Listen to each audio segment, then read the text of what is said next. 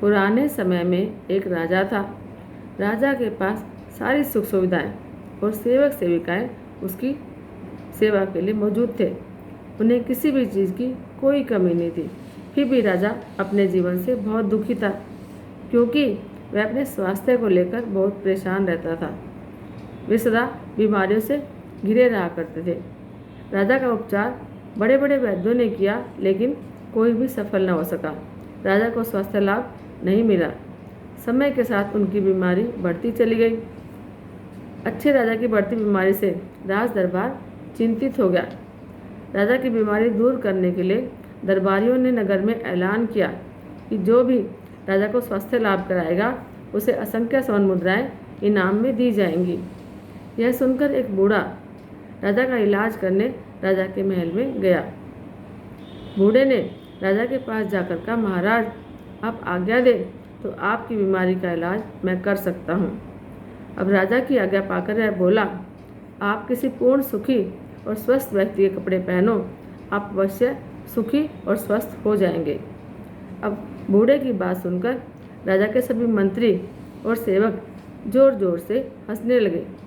इस पर बूढ़े ने कहा, महाराज, आपने सारे उपचार तो करके देख लिए ना, यह भी करके देख लीजिए, आप अवश्य स्वस्थ और सुखी हो जाएंगे। अब राजा ने उसकी बात से सहमत होकर अपने सेवकों को सुखी मनुष्य की खोज में चारों तरफ भेजा, परंतु उन्हें कोई भी पूर्ण सुखी मनुष्य मिला ही नहीं।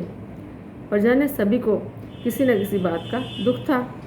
अब राजा स्वयं सुखी व्यक्ति की खोज में निकला। अत्यंत गर्मी के दिन होने से राजा का बुरा हाल हो गया और वह एक पेड़ की छाया में विश्राम करने के लिए रुक गया। तभी राजा को एक मजदूर इतनी गर्मी में मजदूरी करता हुआ दिखाई दिया। राजा ने उससे पूछा, क्या तुम पूर्ण सुखी हो? मजदूर खुशी खुशी और सहज भाव से बोला कि भगवान की कृपा से मैं पूर्ण सुखी हूँ। यह सुनते ही राजा भी बहुत खुश हुआ। उसने मजदूर को ऊपर से नीचे तक देखा तो मजदूर ने सिर्फ धोती पहन रखी थी और वह भी गाढ़ी मेहनत से पसीने से तरबतर था। राजा यह देखकर समझ गया कि श्रम करने से ही एक आम मजदूर सुखी है और राजा कोई श्रम नहीं करता, इसलिए बिना वजह बीमारी से घिरा हुआ है। राजा ने लौटकर उस बूढ़े का उपचार मान लिया और उसे असंख्य स्वर्ण मुद्राएं उपहार में दी। अब राजा स्वयं आराम और आलस को छोड़कर श्रम करने लगा। परिश्रम से कुछ ही दिनों में वह पूर्ण स्वस्थ और सुखी हो गए।